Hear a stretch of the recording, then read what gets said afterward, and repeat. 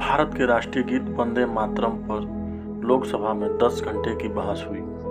PM Modi ने वंदे मातरम को लेकर कहा था, 1937 में वंदे मातरम के महत्वपूर्ण पदों को, उसकी आत्मा के एक हिस्से को अलग कर दिया गया था। वंदे मातरम को तोड़ दिया गया था, उसके टुकड़े किए गए थे। आखिर इसका इतिहास क्या है और मुसलमान इसका विरोध क्यों करते हैं और इसके एक हिस्से को क्यों हटाया गया था, आज जानेंगे हम अपने चैनल के सच्ची बात के माध्यम से। तो आइए स्टार्ट करते हैं स्टोरी। प्रसिद्ध बंगाली लेखक और कवि बंकिम चंद्र चटर्जी ने एक गीत लिखा जिसमें धरती को मां बताया गया था। गीत था वंदे मातरम। 7 नवंबर 1875 का वह दिन था जब साहित्य पत्रिका बंग दर्शन में प्रकाशित किया गया था। उस समय इसकी कोई खास चर्चा नहीं हुई। हालांकि किसी कवि के लिए यह बड़ी विचित्र रचना थी।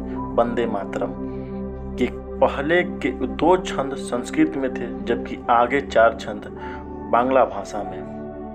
7 साल बाद 1882 में बंकिम चंद्र चटर्जी ने इस गीत को अपने ही उपन्यास आनंद मठ में शामिल किया था। यह उपन्यास सन्यासी विद्रोह पर लिखा गया था। यह गीत उस दौर की बात करता है जब बंगाल भीषण अकाल से जूझ रहा था। उस पर अंग्रेज और मुगल नवाब आम प्रजा का शोषण कर रहे थे। इनके विरोध में सन्यासियों के एक दल ने हथियार उठाया और इनका नेतृत्व पंडित भवानी चरण पाठक, देवूरानी चौधरी और मजनू शाह जैसे नेताओं ने किया था।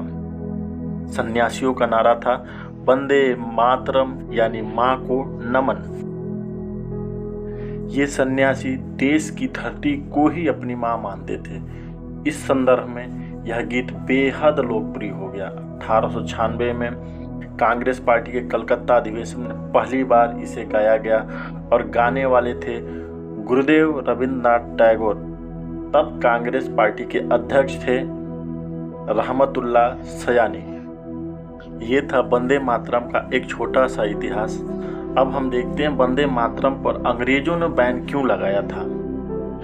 1905 में अंग्रेजों ने बंगाल को 2 हिस्सों में विभाजित कर दिया, पूर्वी बंगाल और पश्चिमी बंगाल। हिंदू बहुल क्षेत्र पश्चिम बंगाल में रहती थी जिसकी राजधानी बनी कलकत्ता। वहीं दूसरी राजधानी मुस्लिम बहुल पूर्वी बंगाल जिसकी राजधानी बनी ढाका। विरोध में स्वदेशी आंदोलन की शुरुआत हुई। आनंद मंच से निकलकर वंदे मातरम इस आंदोलन का नारा बन गया। बंगाल में हर सुबह प्रभात फेरी निकलती जिसमें वंदे मातरम गाया जाता। रविंद्रनाथ टैगोर भी इन फेरियों में शामिल होते और खुद यह गीत गाते चलते हुए।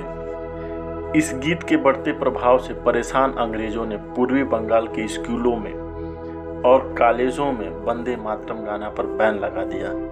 रंगपुर के स्कूल में वंदे मातरम गाने की वजह से 200 छात्रों पर 5 रुपए का फाइन लगाया। 1906 में सभी सार्वजनिक स्थानों पर वंदे मातरम गाने से बैन लगा दिया गया। बंगाल से निकलकर यह गीत बम्बई, अमृतसर, रावलपिंडी और लाहौर तक आज़ादी की आवाज़ बना। इतिहासकार Sabyasachi Bhattacharya Vande Mataram biography of a song में लिखते हैं, सन 1920 तक वंदे मातरम का कई भाषाओं में अनुवाद हुआ और यह राष्ट्रगान की हैसियत पा चुका था। वंदे मातरम को मुस्लिम लीग ने गैर इस्लामिक बताया था। सर सैयद अली इमाम ने 1908 में मुस्लिम लीग के एक अधिवेशन में कहा, जब देखता हूं कि भारत का सबसे उन्नत प्रांत वंदे मातरम जैसे सांप्रदायिक नारे को राष्ट्रीय नारे के रूप में प्रस्तुत कर रहा है तो मेरा दिल निराशा से भर जाता है। संदेह पैदा होता है कि राष्ट्रवाद की आड़ में हिंदू राष्ट्रवाद का प्रचार किया जा रहा है।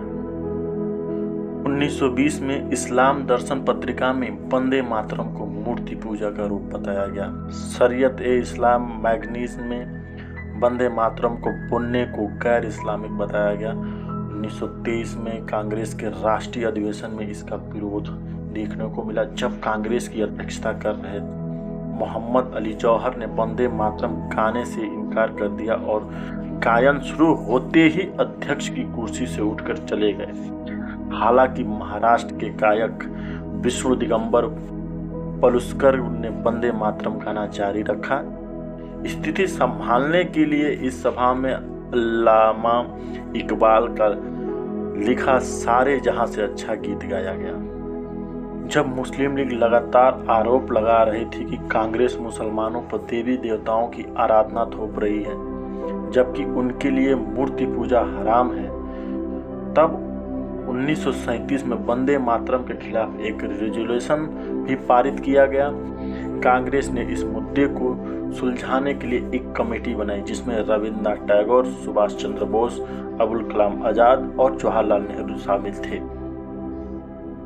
सब्यसाची भट्टाचार्य अपनी किताब में लिखते हैं, वंदे मातरम की पृष्ठभूमि समझने के लिए मैं आनंद मठ का अंग्रेजी अनुवाद पढ़ा हूँ। मुझे लगता है कि इसकी पृष्ठभूमि की वजह से ही मुसलमानों को परेशानी हो रही है। टैगोर नेहरू को सलाह देते हैं कि वंदे मातरम के पहले 2 छंद से किसी को समस्या नहीं हो सकती। यह इतने प्रभावशाली हैं कि अन्य छंदों को छोड़ा जा सकता है। आखिरकार फैसला लिया गया कि राष्ट्रीय कार्यक्रम में वंदे मातरम के पहले 2 छंद ही गाए जाएंगे। वंदे मातरम क्या वाकई इस्लाम विरोधी है? इसको हम समझते हैं।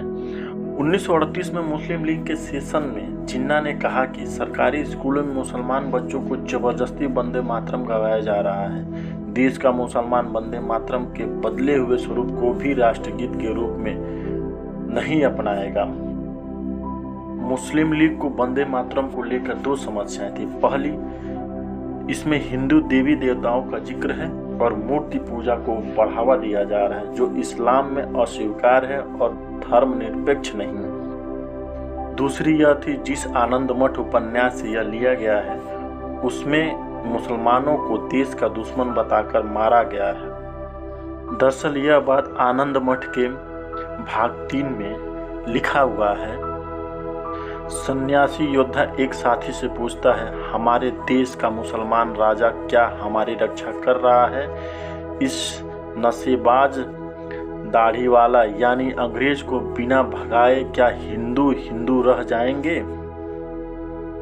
कैसे भगाओगे पूछने पर वो कहता है, मार कर। अकेले कैसे भगाओगे पूछने पर वो वंदे मातरम का 3रा छंद गाता है। हे माँ, तू निःशक्त नहीं है, बल्कि तू तो ही शक्ति है। आनंद मठ के भाग 4 में भी वर्णित है। सन्यासियों के मुखिया सत्यानंद को मुसलमान गिरफ्तार करके ले जाते हैं। इससे सन्यासियों में उनके प्रति गुस्सा फूट पड़ता है। अपने गुरु को छुड़ाने गए सन्यासी मुसलमानों के घर में आग लगा देते हैं।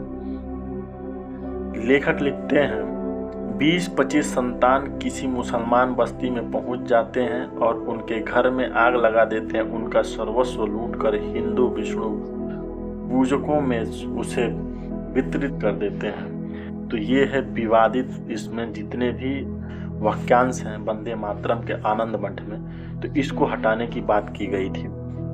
वंदे मातरम पर गांधी जी का क्या महत्व है और वो इसे कैसे मानते थे, इनके पहलुओं को देखें तो महात्मा गांधी को वंदे मातरम बहुत पसंद था। हालांकि उन्होंने इस गीत को जबरदस्ती थोपने का विरोध किया था।